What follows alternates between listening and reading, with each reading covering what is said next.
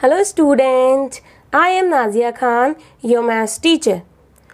So last video में हमने chapter 1 real number में से आने वाले एमसीक्यूज क्वेश्चन की प्रैक्टिस की थी।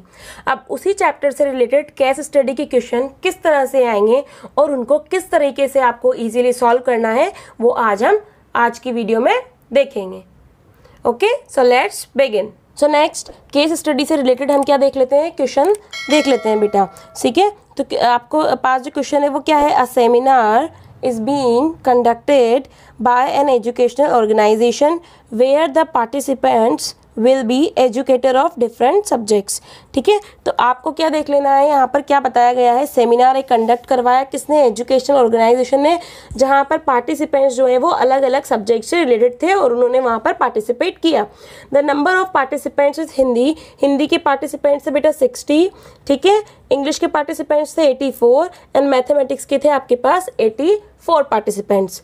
ठीक है, देन आपको इस केस स्टडी को पढ़ लिया है हमने अच्छे से, इसको पढ़कर देन इससे रिलेटेड क्वेश्चन को हमें आंसर करना है। So question number 1 we have in each room the same number of participants are to be seated. ठीक है, हर एक रूम में सेम नंबर ऑफ पार्टिसिपेंट्स बैठे हुए हैं and all of them being in the same subject, और मतलब all of them मतलब सारे के सारे क्या सेम सब्जेक्ट से रिलेटेड है। यानी कि अगर इंग्लिश के बैठे हुए हैं तो इंग्लिश के ही बैठे हुए हैं एक रूम में, हिंदी के बैठे हुए हैं तो हिंदी के बैठे हुए हैं, ठीक है, मैथ्स के बैठे हुए हैं तो एक रूम में सारे मैथ्स के ही हैं। Hence maximum number of participant that can accommodated in each room are, तो हर एक रूम में मैक्सिमम कितने नंबर बैठ सकते हैं आपको वो फाइंड करना है। तो सबसे पहले तो यहाँ पर आपको देखिए मैक्सिमम नंबर आ रहा है, जहां पर भी मैक्सिमम नंबर आ जाए आपको आंखें बंद करके वहां क्या फाइंड कर लेना है, वहां आपको HCF फाइंड कर लेना है। ठीक है, आपको वहां कुछ नहीं देखना, आपने पढ़ लिया मैक्सिमम नंबर पूछा है या मैक्सिमम हाईएस्ट कुछ भी पूछा है, आपको HCF फाइंड कर लेना है। सो हमें क्या करेंगे, हम इसके लिए जो हमें तीनों सब्जेक्ट से रिलेटेड यहाँ पर पार्टिसिपेंट्स दिए उनका HCF फाइंड कर लेंगे। तो 60 के हमने यहाँ पर फैक्टर किए 2 × 2 × 3 × 5, दैट मीन्स 2 की पावर 2, 3 की पावर 1 एंड 5 की पावर 1।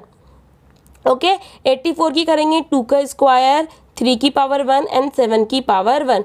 108 के हमने फैक्टर किए 2 का स्क्वायर एंड 3 का क्यूब। अब HCF में क्या होता है, तीनों में कॉमन आना चाहिए एंड लोएस्ट पावर हम लेते हैं, तो तीनों में कॉमन क्या आ रहा है 2। ठीक है, अब इसकी जो है आपको लोएस्ट पावर देखनी है, तो तीनों में 2 पावर है, दैट मीन्स 2 की पावर 2 इसकी लोएस्ट पावर हो जाएगी।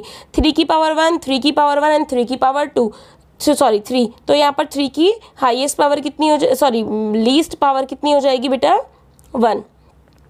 तो इसको हम सॉल्व कर लेंगे, 5 और 7 कॉमन नहीं आ रहे किसी और में तो हम इसको नहीं लेंगे।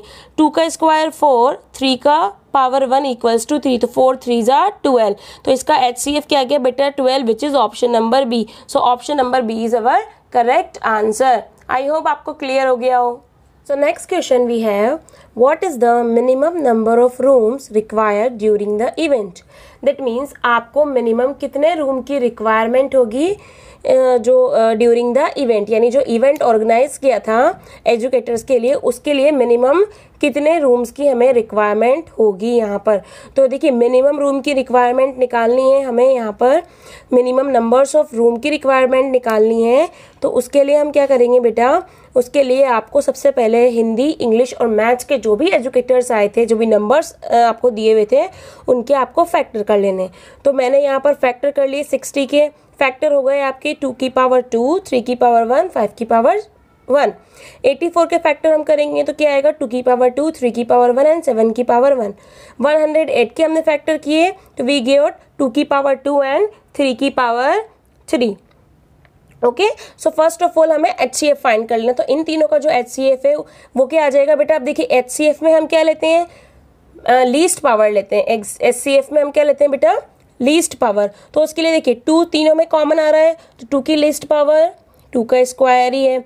ओके, फिर उसके बाद 3 देखिए 3 तीनों नंबर्स में कॉमन आ रहा है, बट 3 की लीस्ट पावर कितनी है 1 है।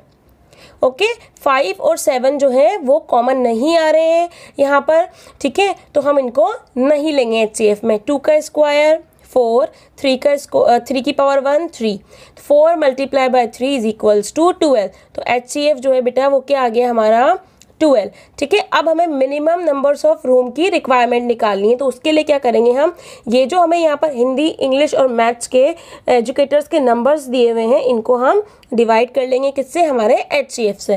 तो देखिए हिंदी के लिए कितने रूम की रिक्वायरमेंट थी हमें, वो निकालने के लिए हम क्या करेंगे बेटा, 60 को 12 से डिवाइड कर लेंगे। तो 12 1 जा 12, 12 5 जा 60, यानी हिंदी के लिए मिनिमम कितने रूम की रिक्वायरमेंट हो गई, 5 रूम की। इसी तरह से हम इंग्लिश के लिए निकाल लेंगे। तो 84 को हम डिवाइड करेंगे किससे, 12 से। तो 12 1 जा 12 एंड 84 कितने टाइम डिवाइड होता है, 7 टाइम। तो यहाँ पर जो आपकी मिनिमम इंग्लिश के लिए रूम की रिक्वायरमेंट है वो कितनी हो गई, 7। एज इट इज मैथ्स के लिए भी निकालेंगे तो 108 को किससे डिवाइड कर देंगे, 12 से डिवाइड करेंगे। तो 12 से कितने टाइम डिवाइड होता है बेटा, ये 9 टाइम डिवाइड हो जाएगा। ओके, अब देखिए हिंदी के लिए 5, इंग्लिश के लिए 7 एंड मैथ्स के लिए 9 रूम की रिक्वायरमेंट है। तो टोटल कितने रूम की रिक्वायरमेंट हो गई, 5 + 7 + 9 इज इक्वल्स टू 21। और 21 क्या हो जाएगा हमारा answer. Option number D is our answer. Okay, I hope आपको क्लियर हो गया होगा अच्छे से। So another question we have, the LCM of 60, 84 and 108 is। अब हमें इनका क्या फाइंड करना है, LCM फाइंड करना है। तो LCM में तो आपको पता है ये फैक्टर फाइंड करने होते हैं और मैक्सिमम पावर हमें यहाँ से फाइंड करनी होती है। तो देखिए तीनों में 2 की मैक्सिमम पावर 2 ही है, तो यहाँ पर हम इसको ले लेंगे। 3 की पावर 1 1, यहाँ 3 है, मैक्सिमम पावर 3 है तो 3 की पावर 3 ले लेंगे। अब 5 और 7 जो है वो तीनों में कॉमन नहीं आ रहे, बट जब हम LCM लेते हैं तो जिन नंबर्स का पेयर नहीं बनता उनको भी इंक्लूड कर लेते हैं। तो 5 × 7, 2 का स्क्वायर 4, 3 का स्क्वायर 27, 5 × 7, 27 को 4 से मल्टीप्लाई करेंगे तो वी गॉट अवर आंसर 4 7 जा 28, 2 कैरी 4 2 जा 8 एंड 10। ठीक है, 5 7 जा 35। और जब 108 को हम 35 से मल्टीप्लाई करेंगे तो we got our answer 3780 which is option number 1।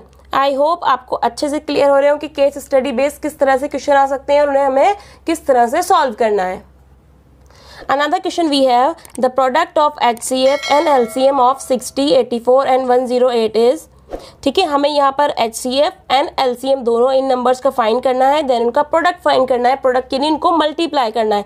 तो अभी अभी हमने इससे पहले जो प्रीवियस क्वेश्चन किया था उसमें हमारा जो आंसर था LCM का वो कितना आया था बेटा, 3870। और हमने प्रीवियस क्वेश्चन में ही मतलब क्वेश्चन नंबर 2 में HCF भी फाइंड किया था जो कि कितना आया था, 12 आया था। तो हमें क्या फाइंड करना है, इन दोनों का प्रोडक्ट फाइंड करना है। तो 3780 को हम किससे मल्टीप्लाई कर लेंगे, 12 से मल्टीप्लाई कर लेंगे। और जब 12 से मल्टीप्लाई करेंगे तो हमारा कितना आंसर आ जाएगा, 45360 विच is option number D is the correct answer.